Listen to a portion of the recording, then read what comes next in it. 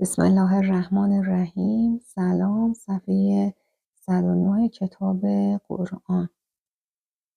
فعالیت پنجم. سوره شمس را همراه با رمزینه سریع پاسخ بخوان. سعی کنید سوره را از حفظ بخوان. با بچه امروز میخوایم آخرین سوره کتاب قرآنمون رو که سوره شمس هست با هم بخونیم و یاد بگیریم. من میخونم، همراه با من زمزمه کنیم. سوره شمس. بسم الله الرحمن الرحیم.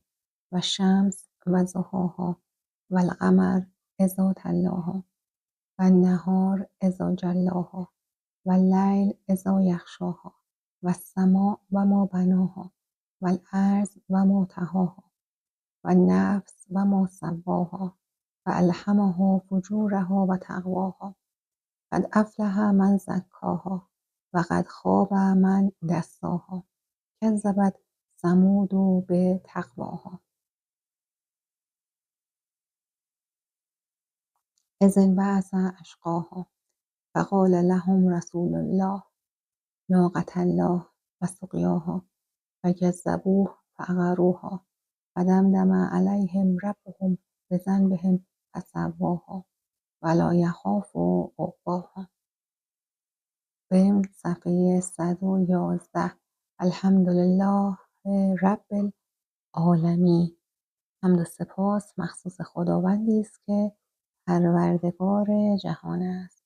بچه یادمون باشه که آخر هر کار خداوند رو شکر کنیم و از اون تشکر کنیم.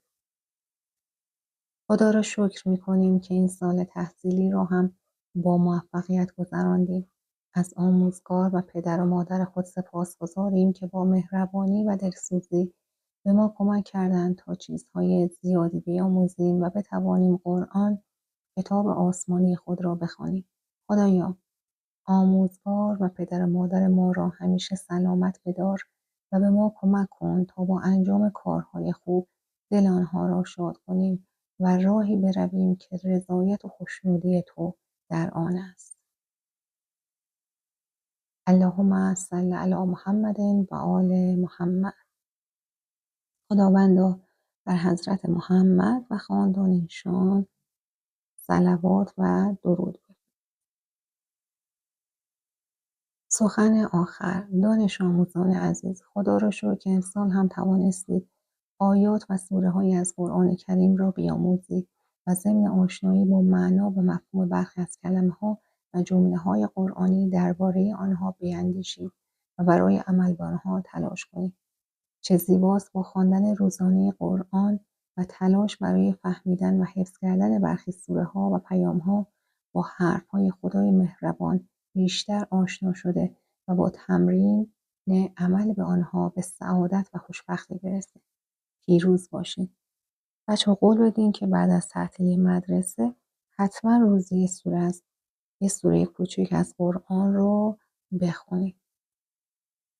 و در نهایت صفحه 115 کتابمون و آخرین شعر از کتاب قرآنمون. آیه های روشن. مثل جنگل سبز است، مثل دریا آبی است. کوچه های قرآن روشن و مهتابی است. مادرم قرآن را با وضو میخواند، معنی آن را هم مو به مو میداند. دوست دارم من هم خواندن قرآن را، یاد میگیرم زود آیه های آن را. شعر از مریم اسلامی. خب بچه ها، این هم از آخرین درس کتاب قرآنمون. انشالله که در پناه قرآن سلامت و موفق باشید.